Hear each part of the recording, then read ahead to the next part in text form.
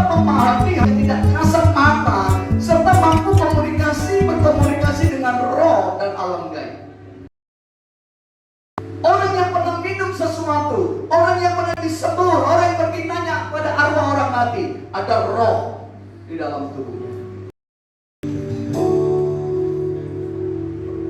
Haleluya. Tuhan kita Yesus, Tuhan yang sangat baik.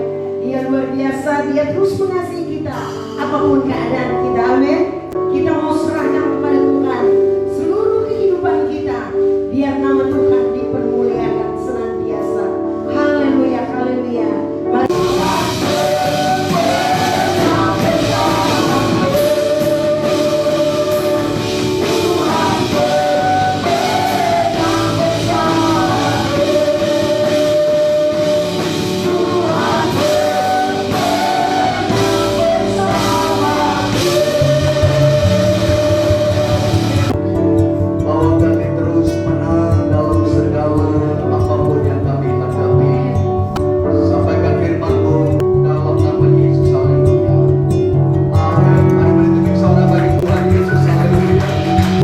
Bapak Ibu, saya akan membawa seri firman Tuhan berbicara perdukunan.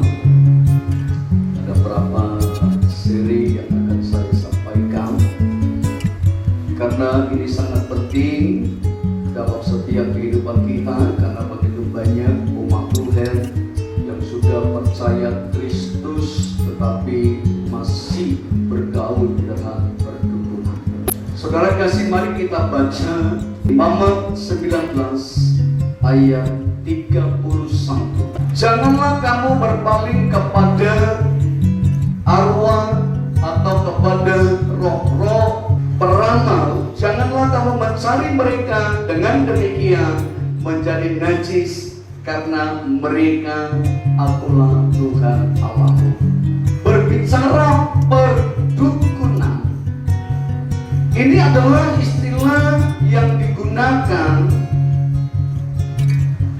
untuk menggambarkan suatu praktek non-medis yang berhubungan sesungguhnya dengan roh jahat atau iblis, yang ujungnya adalah suatu penipuan dan penyesalan. Saudara kasih, mengapa banyak orang yang masih percaya kepada kuasa perdukunan? Karena di dalam zaman Israel, zaman Musa, zaman mereka ada di Mesir, zaman mereka menuju tanah Kanaan, begitu banyak penyembahan berhala, begitu banyak kuasa perdukunan yang mereka taati, yang mereka sembah. Bahkan masa itu sampai menyerahkan anak mereka disembelih, dikorbankan darahnya kepada kuasa-kuasa roh jahat atau perdukunan. Sehingga dalam era saat ini masih banyak orang, masih banyak umat Tuhan yang percaya Kristus, tetapi masih bermain dengan perdukunan, atau disebut kuasa-kuasa kegelapan. Di balik kuasa perdukunan selalu dan pasti ada roh lain, ada setan, ada iblis, ada penyesat di belakangnya. Ini menggambarkan satu praktek medis kelihatannya, tetapi ada penipuan di dalamnya, ada kebohongan di dalamnya. Terlalu banyak umat Tuhan terbelenggu masuk dalam lingkaran iblis, sehingga banyak orang yang berkata bahwa saya sudah berusaha berobat, saya sudah berusaha berdoa, puasa dan sebagainya, nggak sembuh, nggak ada sesuatu yang berubah. Lalu saudara, tawaran-tawaran untuk datang bermain kepada perdukunan itu sering datang, dan banyak umat Tuhan gagal mempertahankan kekristenannya. Banyak umat Tuhan masa-masa saat ini menganggap wajar, sekali lagi, menganggap lumrah, menganggap wajar, menganggap bijak kalau datang pergi ke dukun. Banyak umat Tuhan pada saat meninggalkan desanya, meninggalkan kotanya untuk merantau, bila meminta sesuatu dari perkebunan, menjaga badan, kekebalan dan sebagainya, kita menganggap wajar. Bila membutuhkan sesuatu, misalkan usaha tidak laris, maka meminta pelaris. Mungkin terlambat menikah, maka meminta jodoh. Membuka yang menutupi yang mendapatkan pasangan, atau ingin naik jabatan dan sebagainya, ingin disegani dan sebagainya, menganggap wajar semua itu. Padahal kita tahu iblis mencuri, membunuh, membinasakan. Iblis adalah bapa pendusta, dan tidak ada yang kekal apapun pemberian setan atau iblis melalui perdukunan. Dukun disebut juga istilah saat ini agak lebih lembut, orang pintar, sedikit bersembunyi, sedikit kelihatannya sesuatu yang baik, orang pintar. Saudara, dukun dan orang pintar adalah orang yang memiliki kelebihan dalam supranatural, yang menyebabkan dapat memahami hal yang tidak kasat mata, serta mampu berkomunikasi dengan roh dan alam gaib. Mengapa dukun atau orang pintar itu bisa melakukan sesuatu, memiliki supranatural, sehingga bisa melihat tidak kasat mata apa yang terjadi sebelumnya, apa yang dialami orang-orang, apa yang akan terjadi bagi orang itu, apa permasalahannya, dia tahu. Mengapa? Karena dia bisa berkomunikasi dengan roh jahat. Mengapa seorang dukun bisa tahu ketika seseorang berobat?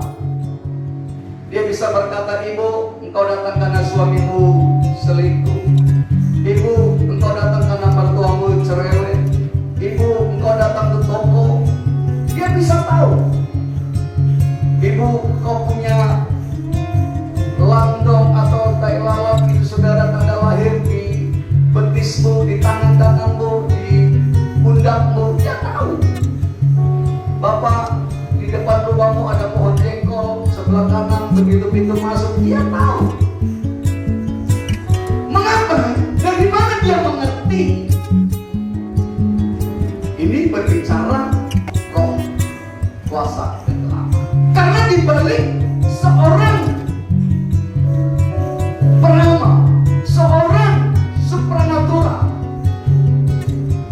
seorang orang pintar, ada setan, ada iblis di dalamnya. Sehingga dia bisa berbicara, dia tahu apa yang terjadi, karena roh itu membisikkan. Sama halnya dalam hadirat Roh Kudus, Tuhan memakai orang-orang tertentu dengan karunia membedakan roh, karunia bernubuat, karunia menyampaikan pesan Allah. Itu adalah suara dari, kadang bisikan telinga, kadang muncul dari hati langsung spontan, atau mulut langsung berbicara. Ini berbicara pekerjaan Roh Kudus. Begitu juga dengan setan, perdukunan. Jadi orang yang sebagai dukun, orang pintar, ada roh, dia bisa bicara, siapa yang datang ini, siapa namanya, langsung ini namanya ibu ini situasinya seperti ini, sakitnya ini, masalahnya ini, dia sudah pergi ke dukun yang lain, dia sudah pernah berobat ke yang lain tapi gak sembuh, dan sebagainya.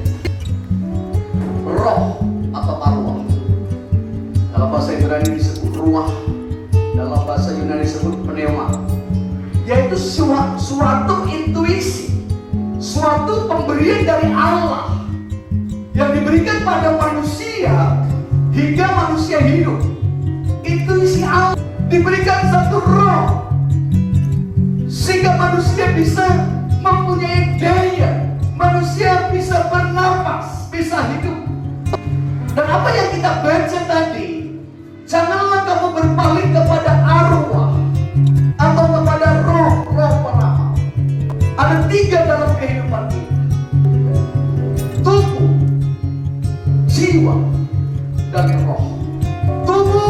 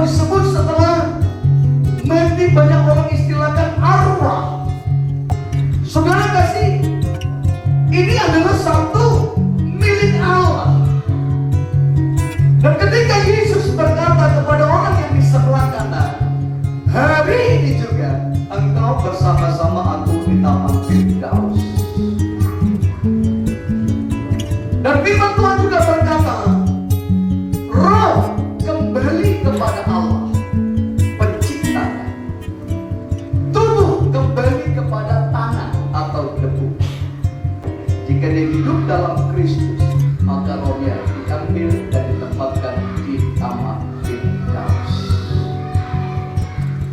Tetapi sering sekali saudara, banyak umat Tuhan tertipu.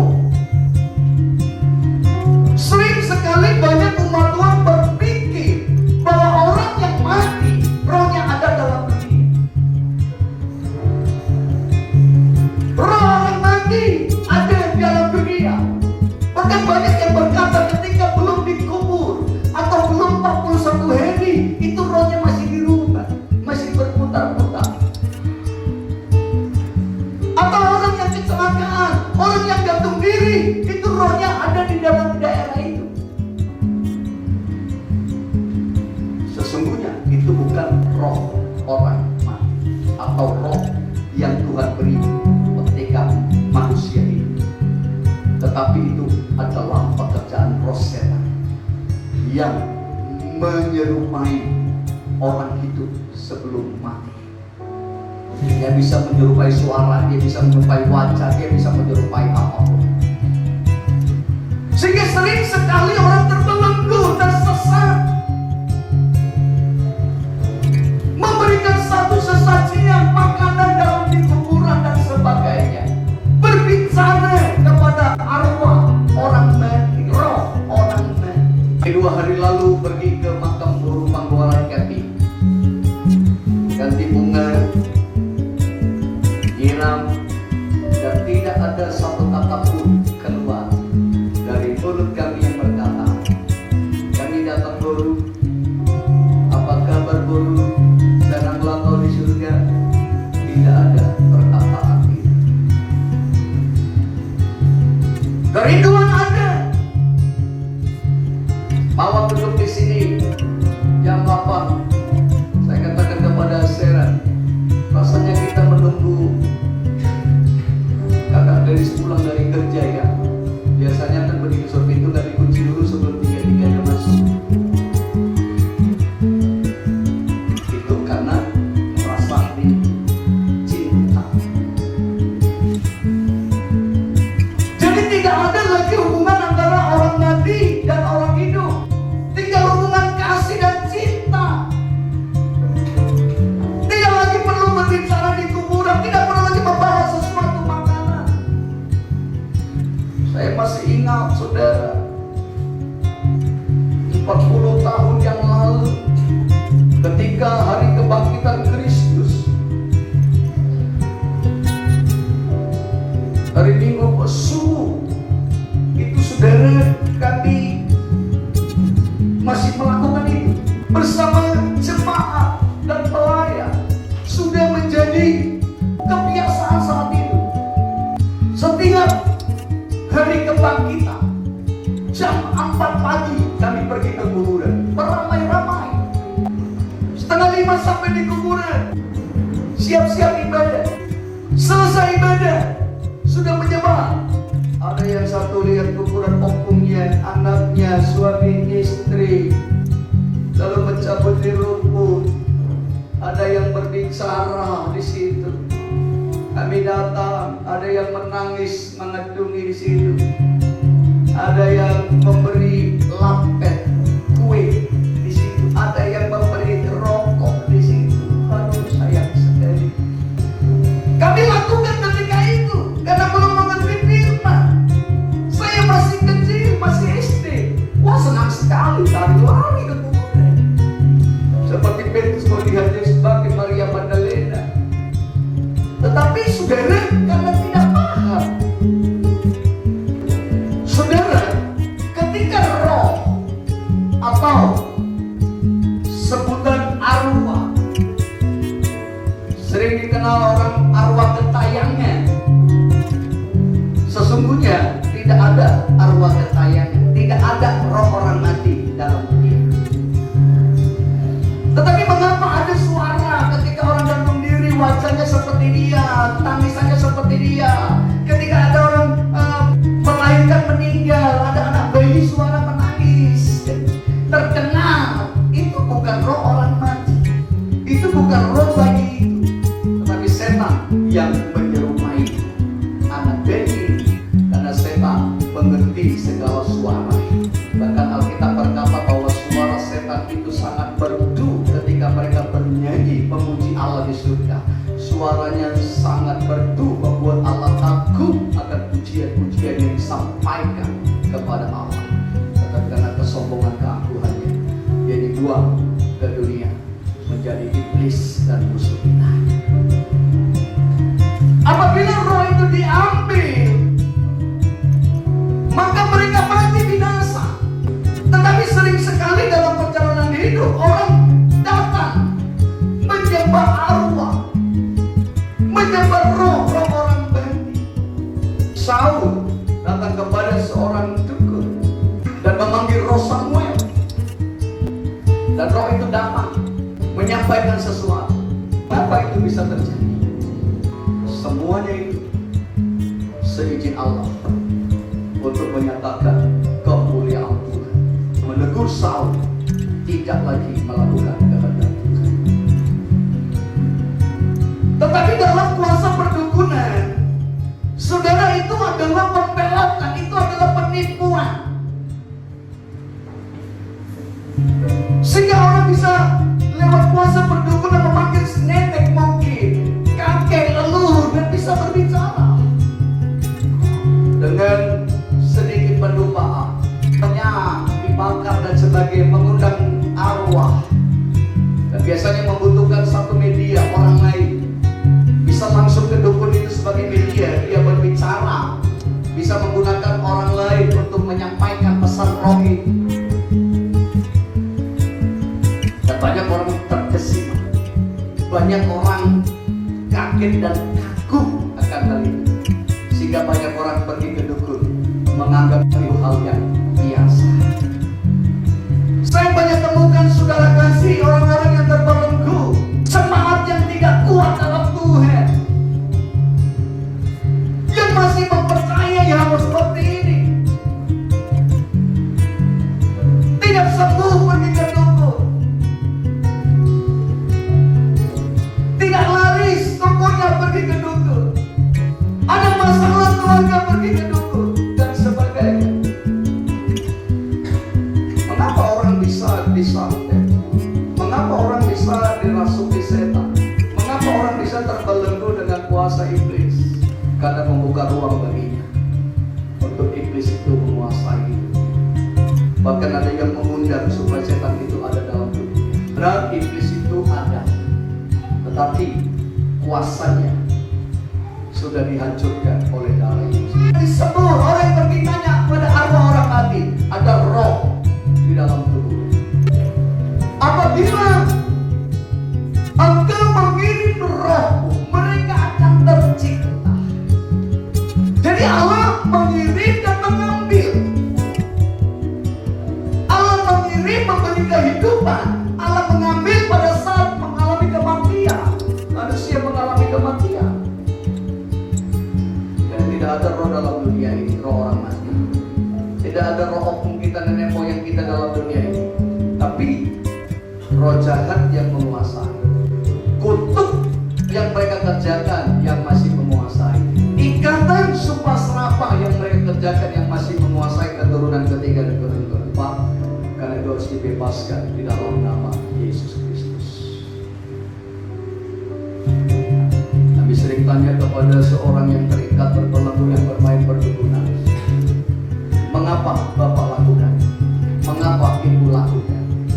Yang satu, anak saya yang sedang kerasukan, bermanifestasi berkata, Mama gak sayang sama saya sudah menderita, bawa saya ke dukun, obatin saya. Percaya Yesus katanya, misalkan anak saya pergi ke dukun, itu tidak percaya Yesus. Satu lagi berkata, tidak sembuh-sembuh. Saya percaya Yesus, berdoa. Tapi akhirnya saya mau ke dukun karena gak sembuh-sembuh secara doa. Sangat menyedihkan. Usia sangat singkat, 40 tahun, 50 tahun, akhirnya berkata 70 tahun, jika mampu 80 tahun.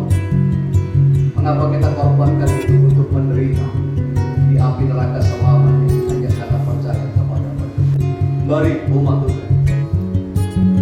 Jangan lagi kita percaya dengan roh orang kita. Tidak ada roh hukum kita, tidak ada roh orang siapapun yang telah meninggal. Dia ada dalam dunia ini. Dari hari pertama putri kami Tuhan panggil, kami tidak ada takut sedikit pun di rumah ini. Oh, tiba-tiba dia muncul, tiba-tiba ada lewat baju putih. Saya lupa apa kabar, apakah enggak ada itu.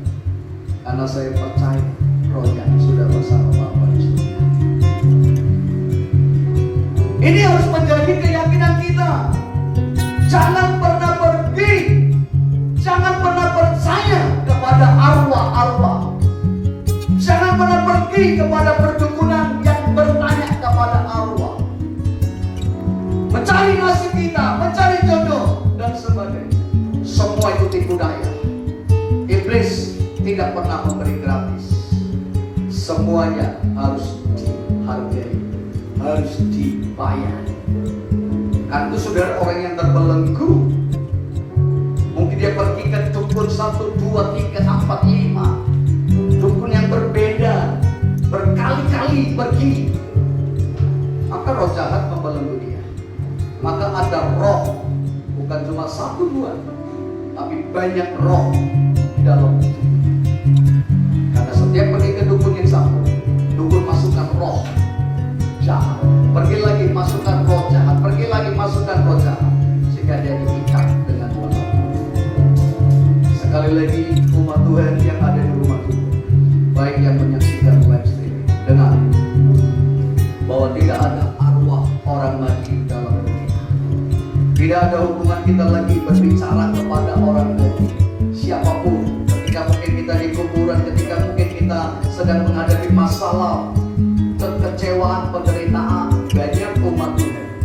Secara khusus ibu-ibu, wanita yang berkata, "Ma, aku gak tahan hidup, Allah maaf," dan sebagainya.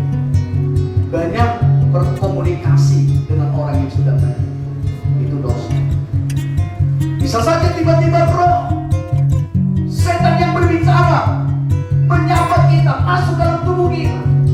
Kenapa kita mengundang berbicara kepada orang mati, walaupun orang mati itu tidak di depan kita, tetapi roh jahat mendengar.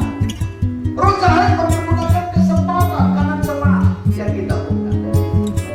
Jadi jangan dalam situasi apapun, penderitaan, persoalan, pergumulan apapun, jangan pernah bergumam. Bergumam itu bicara sendiri. Aduh, kalau mamaku masih hidup, pasti aku dipeluk. Aduh, aku rindu kali mamaku. Datanglah mamaku. Saya sering lihat satu gitu. Sudah mungkin meninggal sudah 30 tahun atau 20 tahun atau 10 tahun. Aku rindu pelukanmu mama. Aku rindu pelukanmu papa. Hadirlah dalam mimpiku. Begitu hadir dalam mimpinya, gondoruo lari ke diri-diri. Tidak ada lagi hubungan antara orang hidup dan orang mati. Dari jemaat Tuhan, jangan lagi berbicara kepada orang mati. Jangan lagi berbicara ketika kau pergi ke kuburan, kau rindu dengan keluarga atau siapapun yang meninggal. Kau berbicara di pusara itu, di kuburan itu. Itu dosa, itu kekejian dari Allah. Kita berbicara kepada orang yang hidup. Kita sampaikan pesan kepada sesama yang hidup. Itulah yang Allah. Jadi tidak ada lagi hubungan antara arwah, antara orang hidup dan orang mati. Tidak ada roh orang mati ada dalam dunia, tetapi setan yang sering menyerupai orang hidup, sehingga kita menyangka bahwa itu adalah kuasa manusia atau roh manusia yang sesungguhnya adalah iblis. Amin.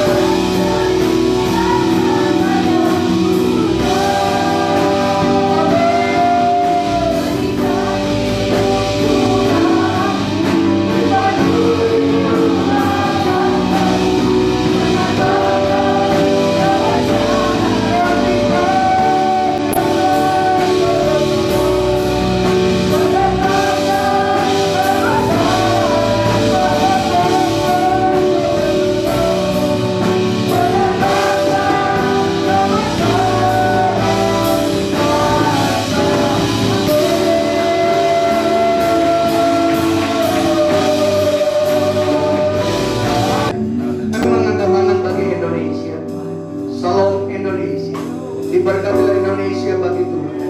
Kemuliaan Tuhan nyata bagi Indonesia. Kemuliaan Tuhan nyata bagi negeri kami tercinta. Berkati Indonesia dari pimpinan pusat daerah sampai ke pelosok terkecil. Indonesia maju Tuhan. Indonesia untuk Tuhan. Keamanan negeri kami, kebebasan dalam beribadah, kerukunan umat beragama, bahkan dalam menghadapi COVID, Tuhan menolong kita. Sumatera Utara bagi Tuhan, Kota Medan bagi Tuhan, dimanapun Bapak meninggal, baik yang menyaksikan live streaming di Indonesia, di luar negeri sekalipun, biar Tuhan memberkati kita. Terima kasih Bapak, terima kasih Allah ya Tuhan. Sebentar kami memberikan tempat ini, mari Bapak memberkati kita. Salam Bapak Ibu Saudara kasih dimanapun saudara berada. Kiranya video ini boleh menjadi berkat bagi saudara. Jangan lupa like, comment, and subscribe dan tekan tombol lonceng. Tuhan Yesus berkati. Shalom.